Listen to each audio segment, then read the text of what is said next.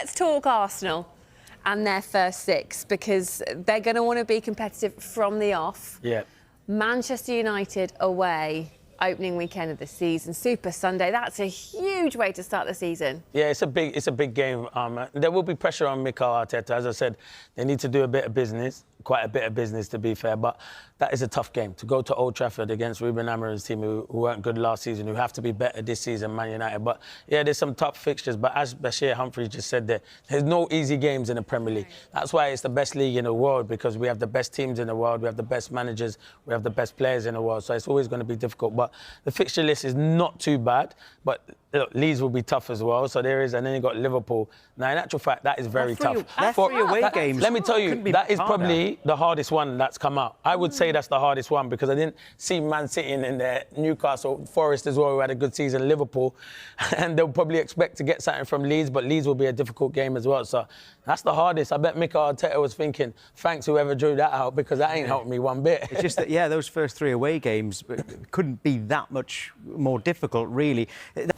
I know there's been lots of talk about the fact that their new sporting director, Andrea Berta, wants Viktor Gyökeres, prolific Sporting Lisbon striker. He's got an extremely impressive scoring record in the Portuguese league. And there have been lots of reports that Berta wants Gyökeres, and he's told Mikel Arteta, this is the striker we need to sign.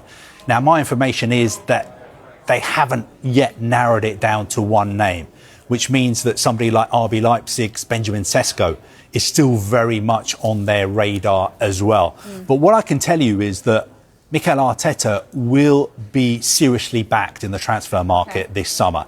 He will have at least £100 million to spend, plus any funds that are raised from selling players. It's important to stress that Arsenal, I think, are in a very healthy position financially. They've got no PSR issues.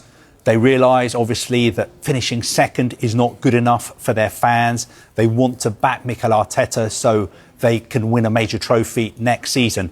That is why I'm convinced they'll be signing a striker this summer. They're very, very confident as well of signing Martin Zubimendi from Real Sociedad. He's a player who Bayern Munich have tried to sign, Liverpool have tried to sign. I am sure that he will become an Arsenal player. They will trigger his release clause, €60 million at the end of the season. So make no mistake, this is going to be a big, big summer for Arsenal and Mikel Arteta. He said it himself a couple of weeks ago that this will be a big summer for them in the transfer market. So I know there's lots of Arsenal fans out there putting pressure on the club to spend big this summer. I'm not saying that Arsenal are going to go crazy. They're not just going to throw their money around. They will still be careful, but Mikel Arteta will be backed at least £100 million. I wouldn't be surprised if you take into account the players who could be leaving if their final outlay wasn't close to £200 million. And you can't get much for £100 million these days. No, but really? You have to bear in mind you're not paying that all at once. No, I suppose. You know, I don't want to become an accountant and start talking about, you know, how players are paid for, yes, but it's done over the terms of their contract. Yeah. So it's not as if they need to put all the money down on the table. Yeah. But I think Arsenal, at least £100 million, maybe even closer to £200 million. So potentially good news for Arsenal fans.